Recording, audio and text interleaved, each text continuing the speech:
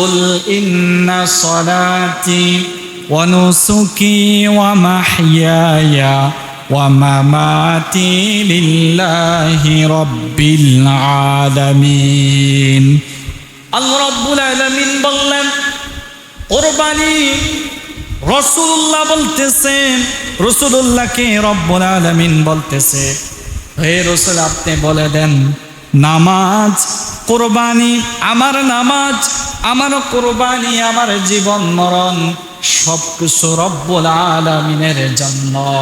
সুবহানাল্লাহ। কার জন্য? আল্লাহর জন্য। বলেন কার জন্য? আল্লাহ রব্বুল আলামিনের জন্য। আপনি যদি কুরবানি করেন সেটা রব্বুল আলামিনকে খুশি করার জন্য করতে হবে, দুনিয়ার কোনো মানুষকে খুশি করার জন্য নয়, দুনিয়ার কোনো মানুষকে দেখানোর জন্য নয়। দুনিয়ার মানুষ বলবে আমি একা কুরবানি দিয়েছি, আমি বড়, সবচেয়ে বড় গরু কুরবানি দিয়েছি, সেটা দুনিয়ার মানুষ বলবে না না, সেই জন্য নয়, বরং রব্বুল আলামিনের জন্যই যদি কুরবানি দিতে পারেন রব্বুল আলামিন বলেন আমি সেই কুরবানি কবুল করে নেই। সুবহানাল্লাহ।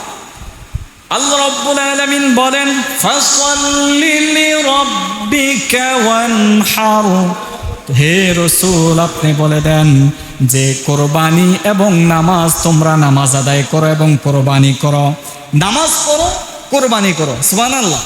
কুরবানির সম্পর্কে আপনি যদি বলেন যে কুরবানি শুধু কি আমাদের উপরে ওয়াজিব, না না না, বরং আদম আলাইহিস সালাম থেকে শুরু করে পর্যন্ত যত মানুষ দুনিয়ায় মুসলিম হিসেবে আগমন করেছে, মুসলিম ছিল, প্রত্যেকটা মানুষের জন্য রব্বুল আলামিন স্বাবলম্বী যারা ছিলেন তাদের জন্যই কুরবানিকে ওয়াজিব করে দিয়েছেন। সুবহানাল্লাহ।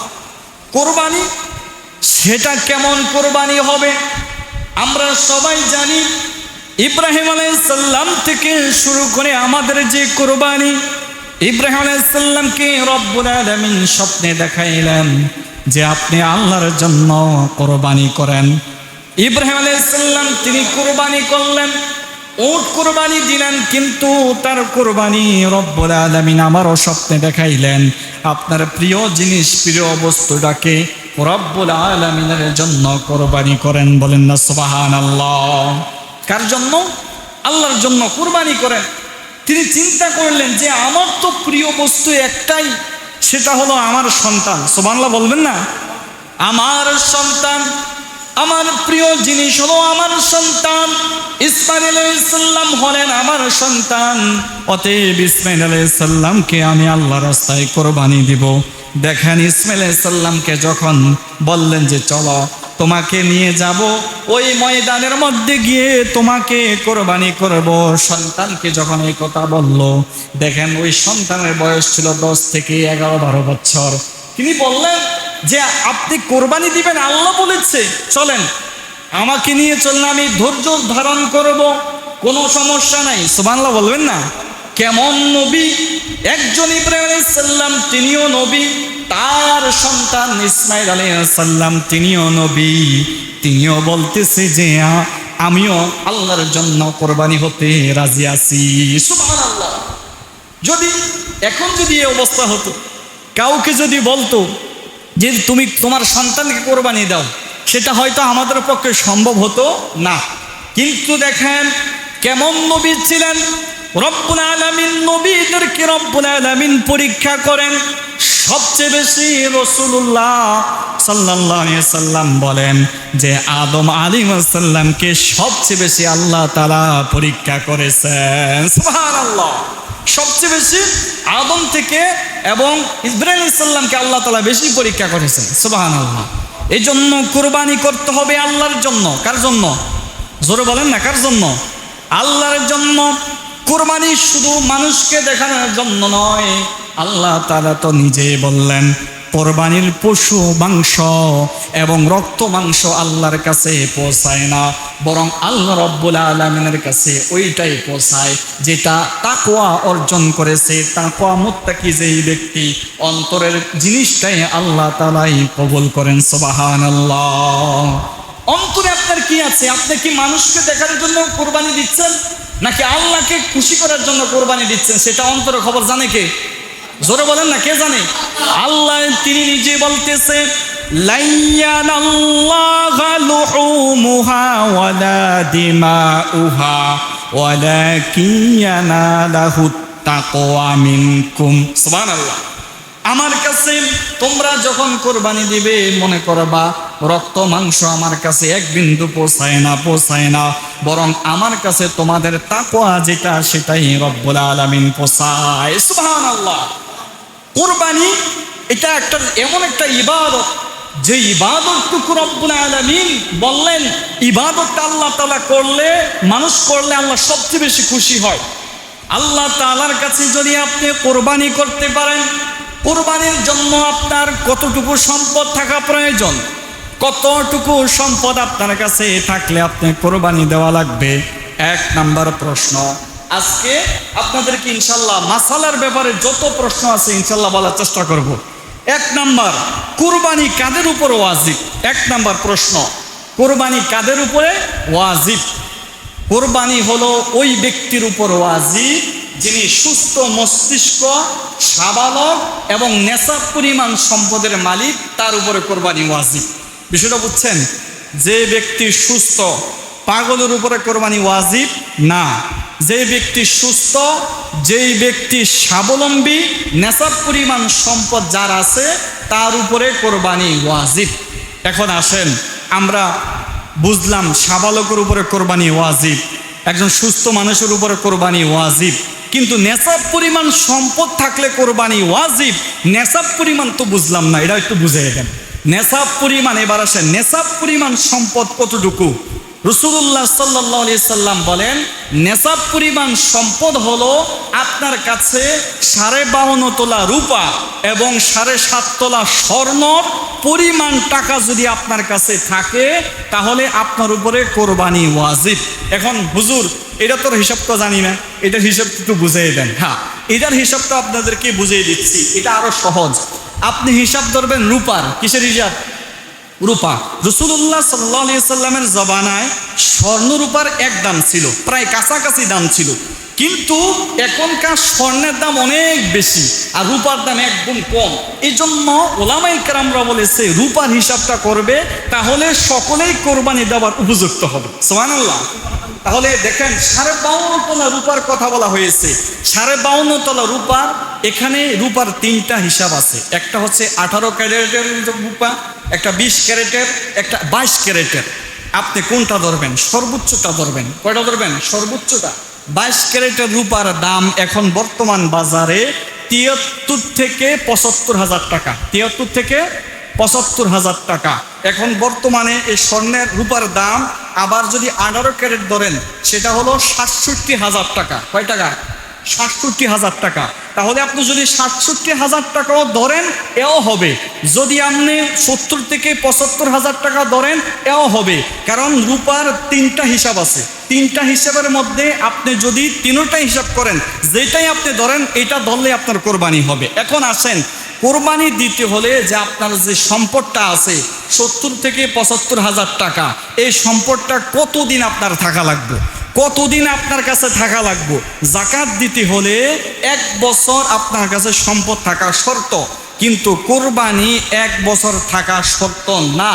কোরবানি হলো জিলহজ মাসের 10, 11, 12 তারিখের সূর্য অস্ত যাওয়া পর্যন্ত এই 3 দিনের ভিতরে যদি আপনার কাছে আমার কাছে 70 থেকে 75,000 টাকা থাকে বর্তমান বাজারের হিসাবে, তাহলে আপনার উপরে কোরবানি ওয়াজিব। বিষয়টা ক্লিয়ার? যদি কারো প্রশ্ন থাকে লাস্টে করবেন ইনশাআল্লাহ। তারপরে আসেন, যেই ব্যক্তি কোরবানি দিবে, যদি কোনো ব্যক্তি দেখেন তার উপরে অত টাকা নাই, দরিদ্র মানুষ, গরিব মানুষ, সে কোরবানি দিলে হবে কিনা? দরিদ্র মানুষ কোরবানি দিলে হবে কিনা? হ্যাঁ, দরিদ্র মানুষ কোরবানি দিলে হবে। তার আলাদা সওয়াব হবে, নফল একটা সওয়াব হবে, তার বিশেষ সওয়াব হবে, তার উপরে ওই ওয়াজিব বর্তাবে না, তার উপরে ওয়াজিবের কোনো মাসালা থাকবে না। সে সহজেই সে দিলে আল্লাহ তাআলা তাকে আলাদা সওয়াব দিবে। সুবহানাল্লাহ। জোরে বলেন না সুবহানাল্লাহ। কোনো ব্যক্তি যদি দেয় ইচ্ছাকৃতভাবে, যে তার কাছে অত টাকা নাই কিন্তু 20-25,000 টাকা আছে, সে কি করছে, 15,000 টাকা দিয়ে বা 10,000 টাকা দিয়ে একটা ছাগল কিনছে, খুশিতে আল্লাহ রাস্তা কোরবানি দিব, সে ব্যক্তি যদি দেয় তার কোরবানি হবে এবং তার সওয়াব হবে। সুবহানাল্লাহ বলেন। তারপরে আসেন, কোনো ব্যক্তি দরিদ্র কোরবানি দিছে, দরিদ্রটা কোরবানি দেওয়ার পরে সেই ব্যক্তি দরিদ্র কোরবানির পশু কিনছে, কেনার পরে তার পশুটা চুরি হয়ে গেছে। কি হয়েছে, কথা কন, চুরি হয়েছে। কি হয়েছে, চুরি হয়ে গেছে। বাড়ির ঘরের মধ্যে রাখছে, পরবর্তীতে চুরি হয়ে গেছে। এখন কি করবে দরিদ্র মানুষ? সে যদি ইচ্ছা করে কোরবানি একটা পশু কিনে দিতে পারবে, আর যদি তার তো আর টাকা পয়সা নাই, 10,000 টাকা ছিল, 15,000 টাকা ছিল তার কাছে, এটা দিয়ে তার সম্বল, তিনি কোরবানি পশু কিনছে কিন্তু চুরি হয়ে গেছে, তাহলে তার উপরে আর কোরবানির ওয়াজিব বর্তাবে না।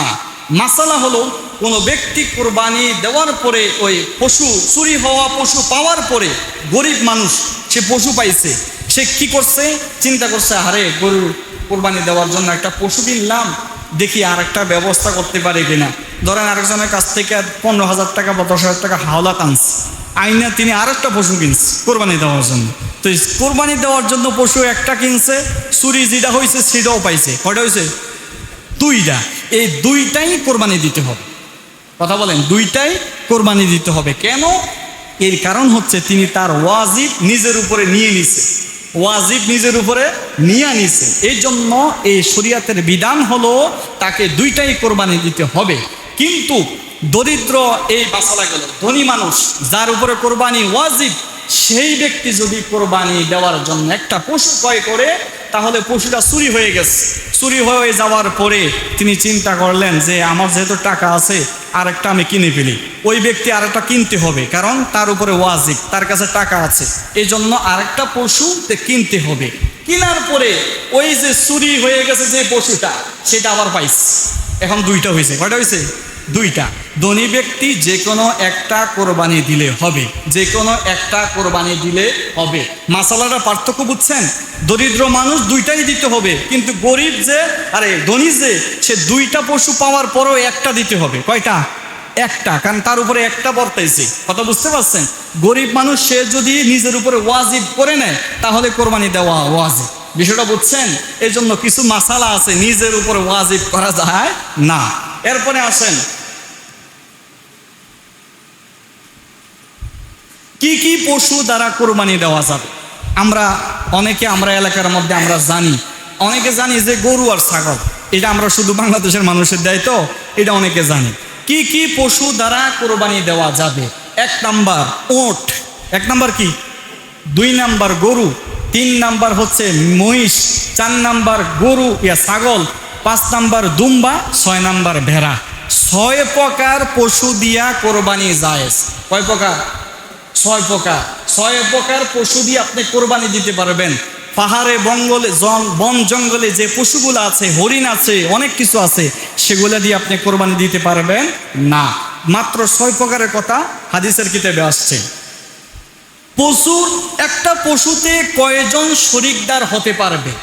একটা পশুতে কয়জন শরিকদার হতে পারবে? গরু, মহিষ, ওট, এই পশুদের মাঝে সর্বোচ্চ 7 ভাগ হতে পারবে। কয় ভাগ? সর্বোচ্চ 7 ভাগ শরিকদার হতে পারবে। এটা হলো গরু। বলেন কি? গরু। 2 নাম্বারে মহিষ, 3 নাম্বারে ওট। মহিষ, গরু, ওট, এই 3টার উপরে যে পশু আছে 7 ভাগ পর্যন্ত অংশীদার হতে পারবে, এর উপরে হতে পারবে না। কি জন্য এই মাসালাটা বললাম? আমি যখন আমার বাড়িতে, আমি ছোট ছিলাম, এসব কথা বুঝতে পারছেন, হয়তো আমার বয়স 13-14 বছর এরকম, দেখতাম যে আমার বাপ চাচারা, দাদারা মিলে একটা গরু ক্রয় করতো। এর মধ্যে ভাগিদার হয়তো 8 জন, 9 জন, 10 জন, এরকমও দেখছি। 8 জন, 10 জন, 9 জন ভাগিদার হইতো, অংশীদার হইতো। কিন্তু এই মাসালা তারা জানে না যে একটা পশুতে 7 জনের বেশি হতে পারবে না। যদি 7 জনের বেশি হয় তাহলে কোরবানি হবে না। 7 জন হওয়ার পরে বাকি জন যে শরিক হয়েছে, হ্যাঁ আর কোরবানি হবে না। বিষয়টা বুঝতে পারছেন? সর্বপ্রথম যে 7 জন শরিক হয়েছে তাদের কোরবানি হবে, আর বাকি যারা পরে শরিক হয়েছে তাদের কোরবানি আর হবে না। গরু, ছাগল, আর গরু, মহিষ, উট, এরা গেল। তারপরে আসেন ছাগল, দুম্বা, ভেড়া। ছাগল, দুম্বা, ভেড়ার উপরে 1 জন শরিক হতে পারবে। কয়জন? জোরে বলেন, কয়জন? ভালো করে একটু খেয়াল করবেন, এই মাসালাগুলো খুব গুরুত্বপূর্ণ। এটা আপনারা জানার পরে যদি লাস্টে যদি কোনো প্রশ্ন থাকে আপনাদের যে হুজুর এই মাসালাটা কি, তাহলে ইনশাল্লাহ আমি বলার চেষ্টা করব। তারপরে আসেন, কোরবানির পশু কেমন হবে, কেমন পশু আপনি কিনবেন। কোরবানির পশু হবে সুস্থ, সবল এবং মোটা তাজা। রাসূলুল্লাহ বলেন, তোমরা সবচেয়ে বাজারের সুন্দর পশুটা কোরবানি দাও, কারণ এটা আল্লাহর জন্য দিবা। যদি আল্লাহ তাআলা বলবে যে দেখ শুনিরে আমার বান্দা আমাকে খুশি করার জন্য সবচেয়ে সুন্দর পশুটা কোরবানি দিছে, আমি তার কোরবানি কবুল করে নিলাম। সুবহানাল্লাহ। এজন্য সুন্দর সবচেয়ে ভালো পশুটা কোরবানি দিবেন।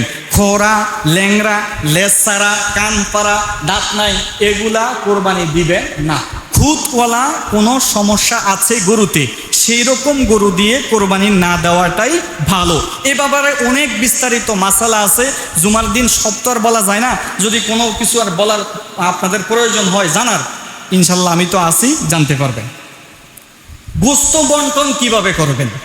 গোস্ত বন্টন, রাসূলুল্লাহ বলেন গোস্ত বন্টনের সুন্নাহ হলো 3 ভাগ করা। কয় ভাগ? জোরে বলেন, কয় ভাগ? 3 ভাগ করা, এটা হচ্ছে সুন্নত। আল্লাহ রসুল বলছে 1 ভাগ তুমি রাখবা, আর 1 ভাগ তোমার আত্মীয় স্বজন, গরিব আত্মীয় স্বজনদেরকে দিবা, আর 1 ভাগ এলাকার যে গরিব দুঃখী আছে তাদেরকে দিবা। বিষয়টা বুঝতে পারছেন? 3 ভাগ করা সুন্নত, এটাই একটু অবলম্বন করার চেষ্টা করবেন। কোনো ব্যক্তির যদি আত্মীয় স্বজন বেশি থাকে, গরিব বেশি থাকে, তাহলে সে 2 ভাগ করতে পারবে। আত্মীয় স্বজনদের 1 ভাগ দিবে, 1 ভাগ সে নিজে রাখবে। বিষয়টা বুঝতে পারছেন? এটা অনেক মাসালা আছে এই ব্যাপারে। তো যাই হোক, আমি যেটা বললাম এটাই আমল করেন। গর্ভবতী পশু দ্বারা কোরবানি জায়েজ কিনা? যে পশুর বাচ্চা আছে, কি আছে, পেটে বাচ্চা আছে, আপনি জানেন না, কিনে ফেলছেন, কিন্তু কেনার পরে যখন বাড়িতে আনছেন, আনার পরে জানছেন যে এই পশুটার ভিতরে বা পেটে গর্ভবত বা বাচ্চা আছে, এখন কি করবেন? প্রশ্নের উত্তর হলো ওই গর্ভবতী পশু দ্বারা কোরবানি জায়েজ। কোরবানি কি? জায়েজ। কিন্তু জায়েজ হলো আপনি যদি আপনার কাছে টাকা থাকে বা অন্য কোনো ব্যবস্থা থাকে, তাহলে এই পশুটা বিক্রি করে অন্য একটা পশু কিনাটা উত্তম। অন্য পশু কিনা কি উত্তম, কারণ এটা একটা বাচ্চা দিবে, এই জন্য একটা দয়া বা তার প্রতি মায়া দেখাটা, এটা একটা মানবতা। কি মানবতা? এটা আপনি করতে পারেন। তবে যদি কোনো উপায় না থাকে, কোনো যদি সমস্যা থাকে যে আর কোনো ব্যবস্থা নাই, কোনো কিছুর ব্যবস্থা নাই, টাকার ব্যবস্থা নাই, যা বা বিক্রি করতে পারি নাই, তাহলে এই পশু দিয়েও কোরবানি দিতে পারবেন। পশু যখন গর্ভবতী হলো, তার ভিতরে একটা বাচ্চা থাকবে। বাচ্চা থাকবে না? যখন বাচ্চা থাকবে, ওই বাচ্চাটা কি করবেন? মাসালা হলো, ওই বাচ্চাটা যদি আপনি খেতে চান, যদি খাবার উপযুক্ত হয়, ওইটাকেও জবাই করে খেতে পারবেন। যদি আপনি না খাইতে চান, তাহলে এটাকে আপনি সদকা করে দিবেন। কি করে দিবেন? সদকা। এটাকে পালার জন্য বা গরিব মানুষকে দিয়ে দিলেন, সে পাললো, সে পেলে এটাকে লালন পালন করলো, করে বড় করে সে বিক্রি করলো, এটাও করতে পারবেন। কথা বুঝতে পারছেন? তারপরে আসেন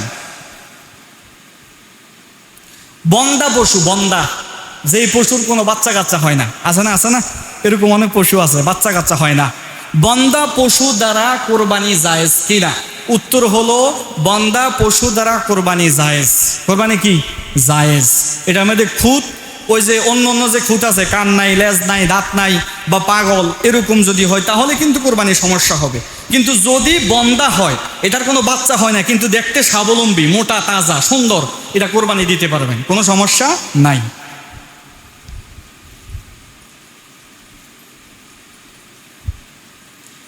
কোরবানি পশু জবাই করার সময়, বিশেষ করে আমরা তো জবাই করি, দেখি 2 জন বা 3 জন মানুষ জবাই করতে পারবে কিনা একটা পশু? উত্তর হলো পারবে। তবে শর্ত হলো, যদি আমি ধরেন আমি জবাই করতে গেলাম, যাওয়ার পরে আমি এক পোষ দিলাম, দেওয়ার পরে কসাই ব্যক্তি, ওই যে আমাদের বাড়িতে দেখতাম যে বিশাল গরু, অন্ত গরু 1-1.5 লক্ষ টাকায়, একটা সামান্য মোটা তাজা হলে 1 লাখ 1.5 লাখ টাকা লাগে। কিন্তু আজ থেকে ধরেন 7-8 বছর আগের কথা, হয়তো 15 সাল বা 17 সালের কথা, ওই সময় ধরেন বড় গরু, তো আমি তো একটু ছোট ছিলাম, তা আমার বলতেছে ভাতিজা তুমি পারবা না, তুমি একটা ফুঁস দিয়ে দিবা, আমি জবাই করে দিব।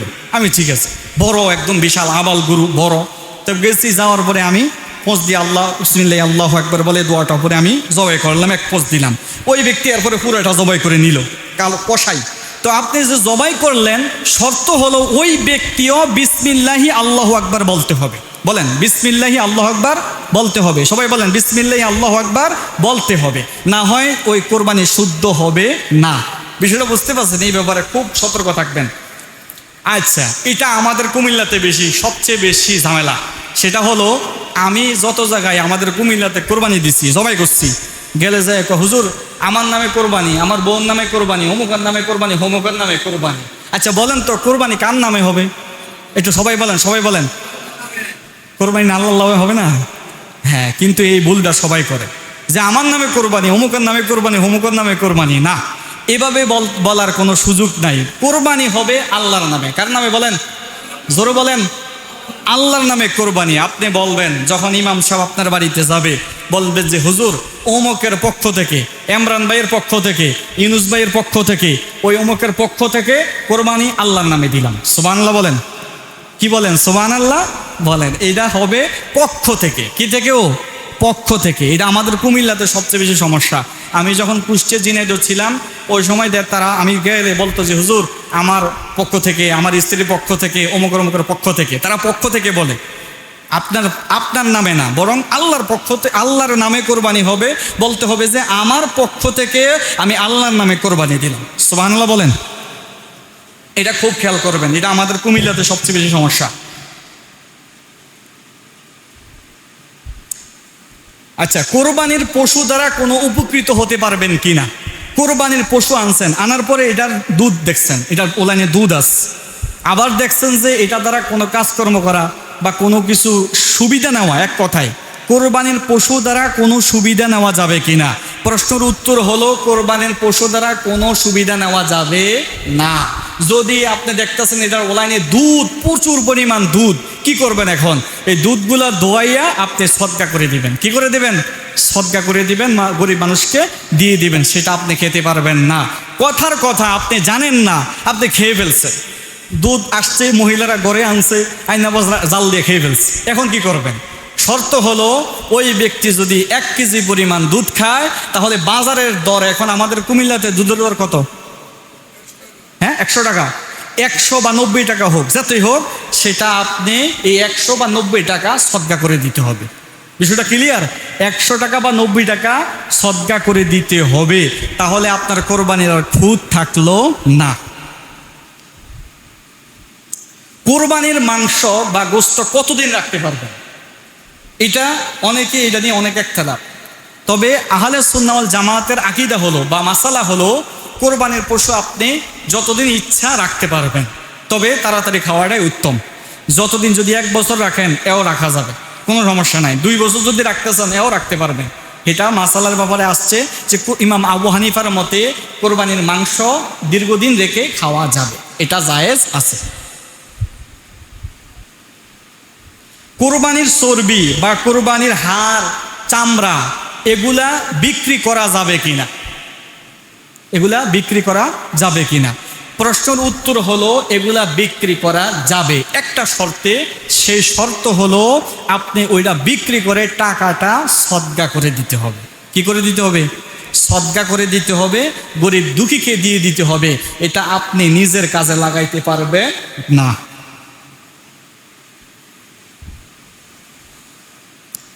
জবাই করার পরে যেটা বেশি আমাদের দিকে করা হয়, সেটা হলো জবাই করছি, করার পরে ধরেন গরু অনেক রকমের চারটে দিয়েছে বা একটু লাফাইতেছে, তো কষাই কি করে?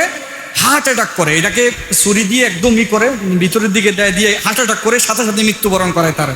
না, সেটা করা যাবে না। খুব সাবধান। এটা কোরবানির কিন্তু আপনার সমস্যা হবে। মাসালার ব্যাপারে ওই মাসালাটা আমি এই জন্য নিচ্ছি, কারণ এটা সবচেয়ে হয় বেশি। কি করে? যারা কষায় থাকে তারা তাড়াতাড়ি কাজ করার জন্য ওই তাড়াতাড়ি করে দেয়, হার্ট অ্যাটাক করে দেয়। এটা সম্পূর্ণ নাজায়েজ। এই কাজ ভুলও করবেন না, কোনোভাবেই এই কাজ কষাইরে করতে দিবেন না, এটা করা যাবে না, সাবধান থাকবেন।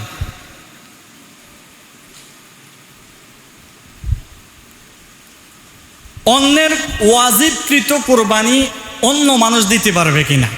ধরেন আমার উপরে ওয়াজিব, আমি বাড়িতে নাই, আমি সৌদি আরব আছি বা আমি দুবাই আছি, যে কোনো দেশে আমি আছি, কিন্তু আমার উপরে ওয়াজিব কোরবানি, কি ওয়াজিব, সে পরিমাণ সম্পদ আমার কাছে আছে, কিন্তু আমি যেই জায়গায় আছি সেই জায়গায় কোরবানি দেওয়ার সুযোগ নাই, এখন কি করবে? সেই হলো আপনার যে আত্মীয় স্বজন আছে, বাবা মা আছে বা যেই আছে, আত্মীয় স্বজনের মাধ্যমে আপনি কোরবানি দিতে পারবেন, এটা দেওয়া জায়েজ আছে। কি আছে? জায়েজ আছে। আপনার ছেলে বিদেশে আছে, তার উপরে কোরবানি ওয়াজিব, আপনি কি করবেন? তার কোরবানিটা আপনি দিবেন, হ্যাঁ দিতে পারবেন, কোনো সমস্যা নাই। সে টাকা দিয়ে দিবে, আপনি পশু কিনে পশু কোরবানি দিয়ে দিলেন, এটা দেওয়া জায়েজ আছে।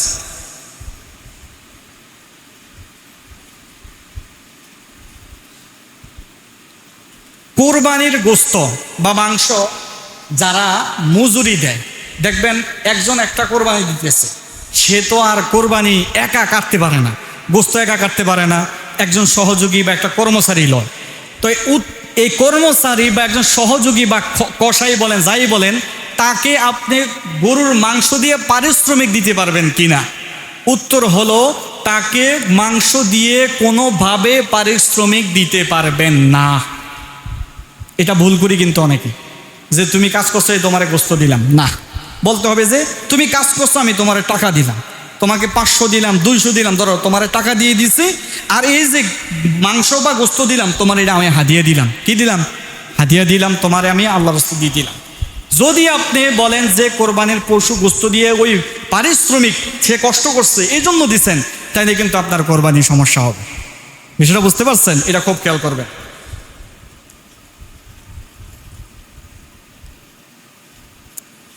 রাসূল সাল্লাল্লাহু আলাইহি ওয়াসাল্লামের পক্ষ থেকে উম্মতরা কোরবানি দিতে পারবে কি না? অনেক ওলামায়ে কেরামরা আছে বা অনেক ভালো মানুষ আছে যে রাসূলুল্লাহর পক্ষ থেকে আপনি উম্মত হয়ে দিতে পারবেন কিনা কোরবানি? উত্তর হলো দিতে পারবেন। কথা বলেন, দিতে পারবেন। শুধু খালি দিতে পারবেন নাই, আল্লাহ রাসূল সাল্লাল্লাহু আলাইহি ওয়াসাল্লাম তিনি নিজে দিছে, আপনার নামে আমার নামে। রাসূলুল্লাহ বলে তার নামে 100 উট কোরবানি দিছি। সুবহানাল্লাহ। কয়শো? জোরে বলতেন না?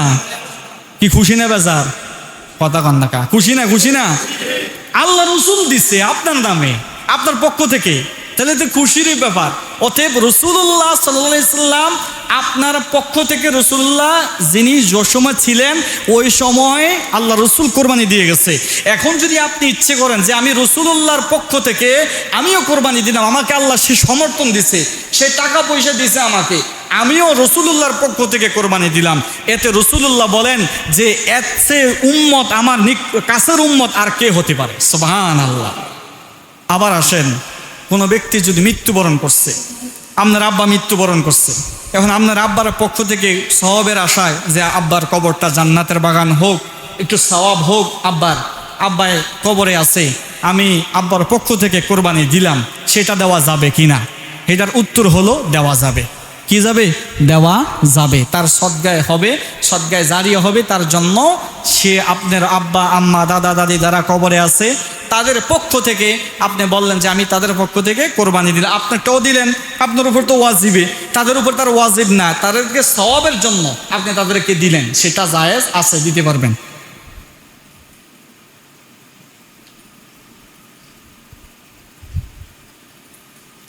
আচ্ছা, আরেকটা মাসালা বলে শেষ করে দিচ্ছি, সেটা হলো